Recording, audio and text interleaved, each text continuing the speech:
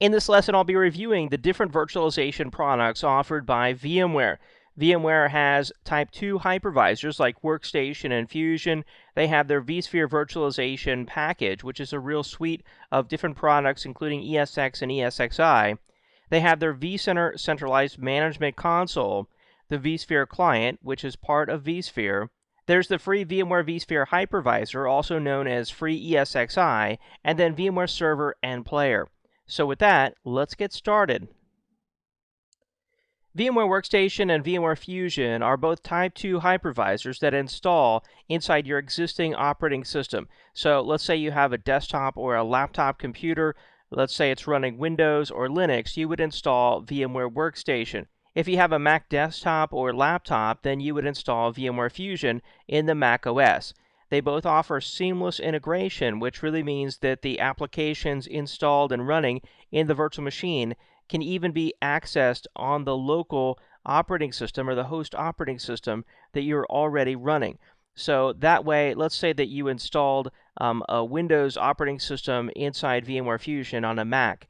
You could actually run Microsoft Outlook and Microsoft Word that are running inside Windows on your Mac desktop, and they would appear just like they were running on that Mac system, or they were installed on that Mac system, which you know otherwise isn't possible. And it's the same thing with Linux. You could install Linux inside a virtual machine and access the applications in the virtual machine, let's say through a Windows desktop. So you can run multiple guest operating systems. VMware Workstation on Windows can run multiple Windows operating systems as well as Linux. VMware Workstation on Linux can run Linux guest virtual machines as well as multiple Windows operating systems. And then VMware Fusion on the Mac OS can run Windows and Linux guest operating systems inside VMware Fusion virtual machines.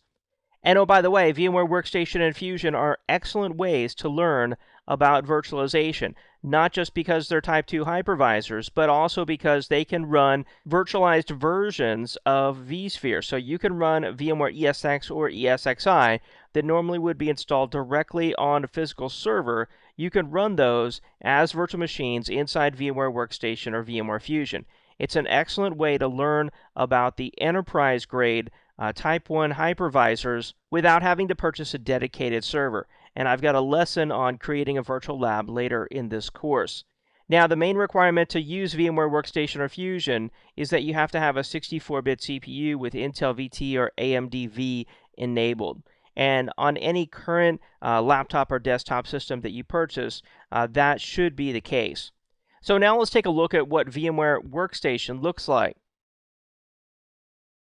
This is VMware Workstation. I installed it on my local Windows 7 computer that I'm actually giving this presentation on. It looks like a pretty simple application, but it's actually the best Type 2 hypervisor available. You can create a new virtual machine here, and it has a nice wizard that walks you through the process. You select the operating system installation image if you have that. Select the type of operating system you want to install. Look at all these different operating systems that you could run inside your VMware Workstation. So it could be Linux, all the different Linux variants here. Could be Windows, Novell NetWare, Sun Solaris, and even VMware ESX Server. Once the virtual machine is installed, you would power on the virtual machine, and then you could access the guest console of that virtual machine. So basically, just like you're on the console of that computer, you could access that in a window inside VMware Workstation. Now let me go over to VMware Fusion and I'll show you what that looks like. Here I am on a Mac Mini and I've installed VMware Fusion. You'll see that the concepts are really the same. Here I've got a Windows 7 64-bit virtual machine powered on. I also have ESXi servers here. I have a vCenter server. I have some other servers that I've installed but currently are either suspended or powered off. But this is my Windows 64-bit virtual machine here, and you can see it works just like any Windows desktop or laptop computer. I can run, Internet Explorer. I can run all my Windows applications, and I'm doing all this inside a Mac. You can tell that easily by the applications that are down here on the bottom. Obviously, these are Mac applications. But yet here I am running this Windows virtual machine inside my Mac. I can also use Unity, which is the seamless integration, which allows me to run the applications on my Mac, even though they're actually running inside the Windows operating system. And check that out. That's the Unity view. So down here on my Mac desktop, besides all my Mac applications, now I have 3 new applications that are running inside the Windows virtual machine. I've got QuickBooks, I've also got an application called Yammer, and I've got Internet Explorer. This is really the only way to run Internet Explorer on a Mac, because Internet Explorer can't be installed, isn't available for the Mac operating system. Yet here I am, looks like I'm running Internet Explorer on my Mac system. All right, so that's what VMware Fusion offers. You can also create private virtual networks inside VMware Fusion, just like you can with Workstation. So I can have a group of virtual machines, let's say an ESX server, a vCenter server, a Windows 7 desktop, and a DNS server, all connected to one another on a private network, so they're not affecting my production network. I could also move these virtual machines over to VMware vSphere or potentially even to Hyper-V. Although if you want to move virtual machines from a desktop Type 2 hypervisor to a Type 1 hypervisor in the data center, you should really go with the same vendor. So if you wanted to move virtual machines to Hyper-V, then you would move virtual machines from Virtual PC to Hyper-V. If you wanted to move virtual machines into vSphere, you would move virtual machines from Workstation to vSphere. Speaking of vSphere, let's move on and let's talk about what vSphere is. Back here at our slides, let's move on and talk about VMware's enterprise-grade virtualization solution called VMware vSphere. The latest version at the time of this video is vSphere version 4. Now, prior to version 4, this same package was called VMware Virtual Infrastructure Suite, or VMware VI. Many times it was called VI3 or VI 3.5, but when it moved to version 4, it was renamed vSphere. Now, vSphere isn't a single product, it is really a suite of products. So VMware vSphere includes either ESX or ESXi. You actually are licensed to use both of them, and you can choose whichever one you want. ESX and ESXi are the actual hypervisor that installs directly on the physical server. vSphere also includes vCenter, which is the centralized management application for the ESX and ESXi servers. These are Type 1 hypervisors, like I said, that load directly on the hardware, and they're going to give you a lot higher performance than the Type 2 hypervisors that I just showed you, VMware Workstation and Fusion. VMware vSphere has multiple editions that are available, and each edition offers a different list of features. As the number of features goes up, of course, so does the cost for that edition of vSphere. But some standard features that you might be familiar with related to vSphere are vMotion. vMotion allows you to move running virtual machines from one ESX server to another ESX server with no downtime. Storage vMotion allows you to move running virtual machines storage, or the virtual disk for that virtual machine, from one storage area network to another storage area network with no downtime. VMHA allows virtual machines to be automatically rebooted if those virtual machines become unresponsive because the guest operating system crashes or blue screens, or because you have a physical server failure. Then there's DRS, or the Distributed Resource Scheduler, and you can think of that as load balancing for the virtual infrastructure. So when one particular ESXi server becomes overburdened and isn't able to fulfill the resource needs of a particular virtual machine, that virtual machine will be vMotioned from one ESXi server to another with no downtime. So really, it's effectively balancing the load. Now, VMware calls vSphere the foundation for the private cloud. To really create a private cloud, you would also need a cloud director, like VMware's vCloud Director. But VMware vSphere is in effect creating the private cloud, if only just the foundation for the private cloud. Don't worry about cloud computing, though, right now. I've got a whole lesson on cloud computing later in this training course. So this is what vSphere looks like. On the left-hand side here, you've got the physical server, and then on top of that, you've installed either ESX or ESXi. Think of ESXi as the thin version of ESX, and in the future, only ESXi will be available. There will be no more ESX. On top of that hypervisor or the virtualization layer, you've got the guest operating systems or the virtual machines that you've installed. Each one has its own guest operating system and applications inside.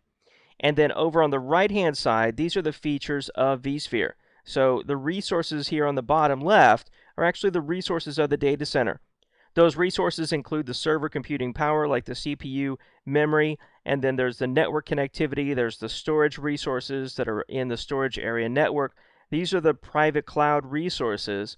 And on top of that is vSphere, which is made up of ESXi, and the vCenter management server.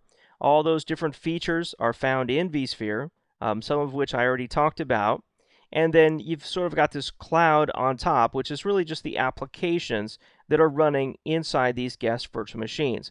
So don't let all the colors and blocks, confuse you. You've just got your physical server, you've got the hypervisor on top, which is ESXi, then you've got vCenter, which is just a virtual machine, typically running Windows, and then you've got the vCenter server inside, which is just an application and database that you've installed, and you use that to manage the ESXi servers running on your physical infrastructure, and then they provide all these different features. It's really not that complicated. The primary reason you're doing all this is to get as many virtual machines on your physical servers as you can, to be able to run as many applications on your physical servers as you can, thus reducing the amount of physical servers needed in the data center, maximizing your investment in that hardware, and then providing you additional features offered by the virtual infrastructure like reduced downtime, greater business agility because you can add new applications faster, and hopefully save the IT department and you as the admin a tremendous amount of administrative time because you have fewer servers to manage and you have greater software flexibility. As I mentioned, the vCenter Centralized Management server is really just a piece of software, a Windows application you install that has a database. Many times it's a local SQL Express database, but you can use a dedicated SQL server. And it provides centralized management for the virtual infrastructure. And while vCenter isn't required, if you don't use vCenter, you won't be able to configure many of these advanced features. Each physical server will just be running ESXi, and you'll have to go to every server individually, which will take you a lot more time when it comes to management. Also, you won't be able to configure or take advantage of features like vMotion and SVMotion, VMware High Availability, fault tolerance, all these things like Distributed Resource Scheduler, you won't be able to use because there's no centralized management console for the virtual infrastructure. So that's the role of vCenter. Again, it's just going to be a virtual machine, very likely a Windows Server 2008 system, most likely that you install VMware vCenter onto. Now you're going to manage this virtual infrastructure with the vSphere client, which is just a Windows application, and you use the same vSphere client to manage the free edition of VMware vSphere or the commercial edition. You can connect directly to an ESX or ESXi server, or you can connect directly to the vCenter server. Of course, if you have more than a couple servers, I highly recommend that you go with vCenter because it's going to ease your management burden and give you a tremendous amount of features that you'll be expecting out of the virtual infrastructure. So at this point, let me go over to my vSphere client. I'll show you what it looks like. I've connected to a vCenter server. I've got multiple ESX and ESXi servers that I'm managing and multiple virtual machines that are running on those systems. Down here on my taskbar, I'm going to click on the vSphere client. Brings up a pretty simple looking interface here. I'm going to connect to my vCenter server. I can do that by name or IP address, and I'm going to log in as the administrative user. You can also use your Windows credentials.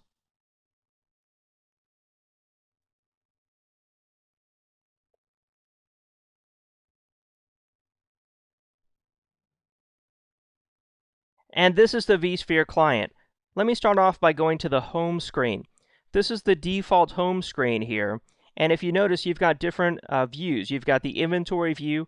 Going from right to left, this is where you configure your virtual networks, your data stores, which is actually the storage that your ESX and ESXi servers are connected to, your virtual machines, and then the physical ESX or ESXi servers and clusters of servers.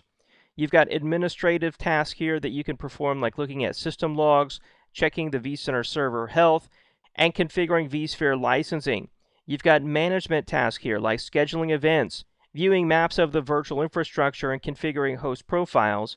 And then finally, these are additional applications that can be installed underneath solutions and applications down here, such as guided consolidation, which comes with vSphere for free and helps you to make the process of consolidating your physical infrastructure into virtual infrastructure much, much easier. It'll analyze your physical servers, make recommendations as to where to place those physical servers once they're virtualized, and then actually perform the P2V, or the physical to virtual conversion. If we go into the hosts and clusters view, this is actually where you'll spend most of your time.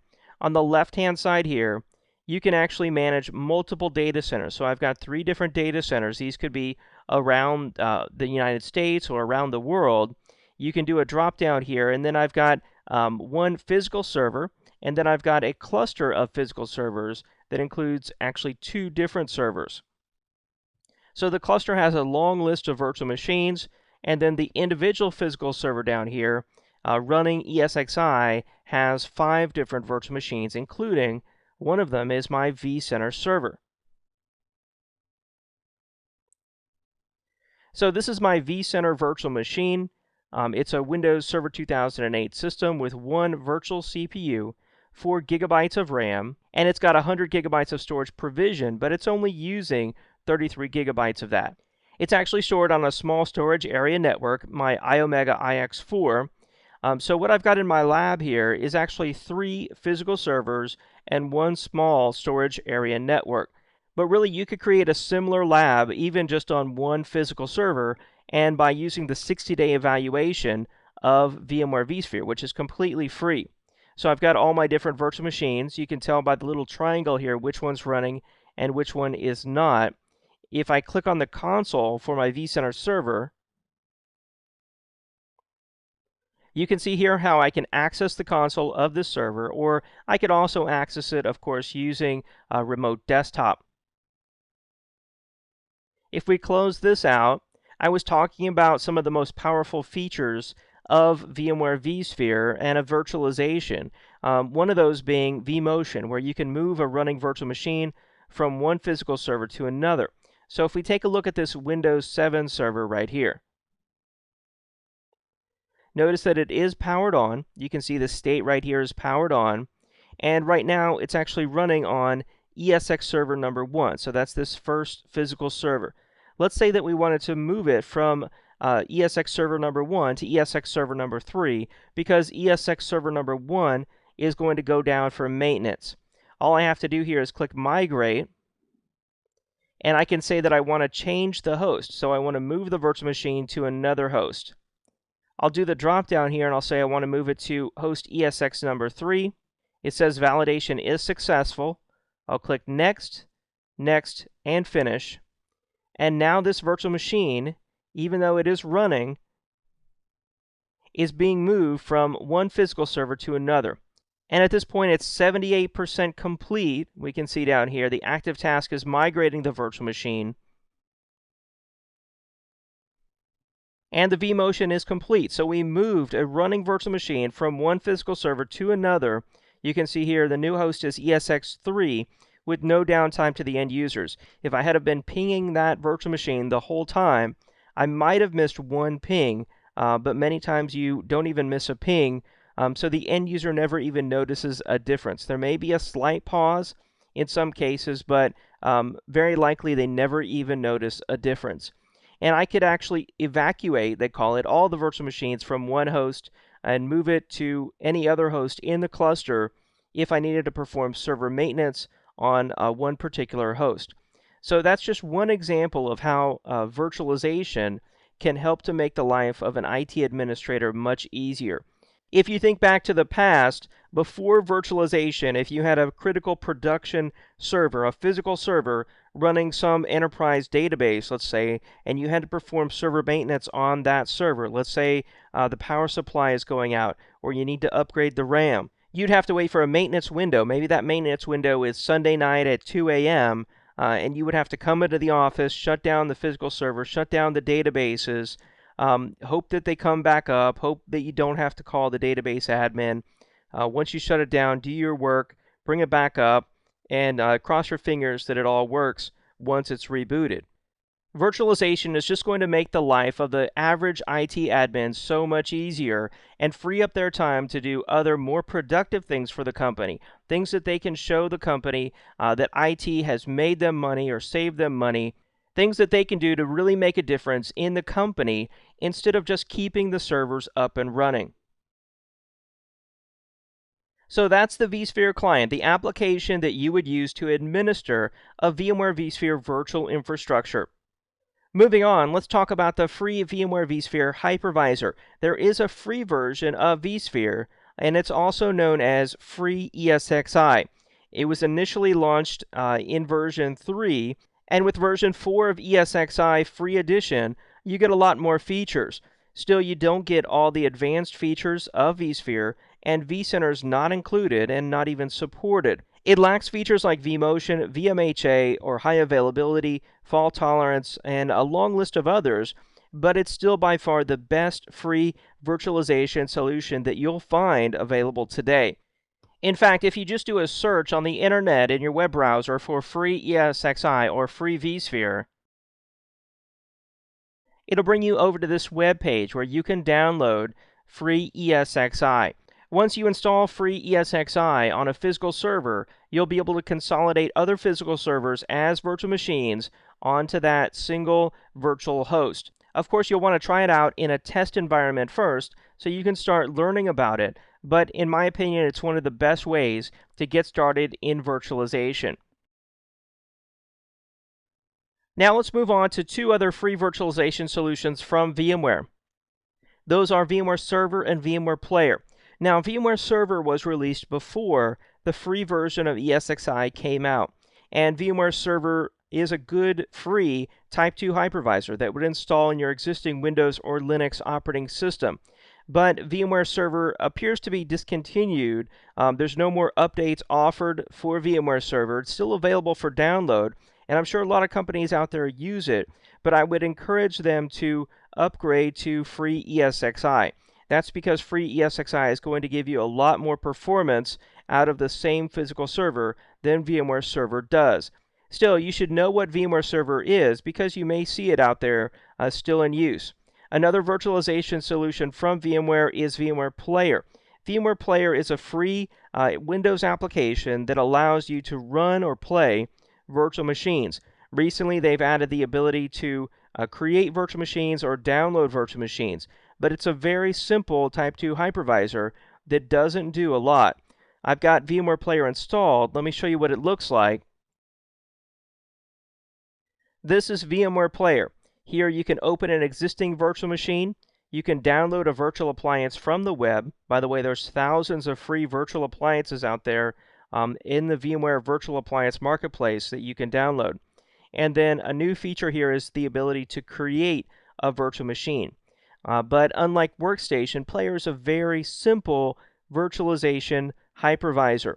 But if all you want to do is just use a virtual machine, maybe that someone else gave you, or try out a virtual appliance, VMware Player is a great free way to do it.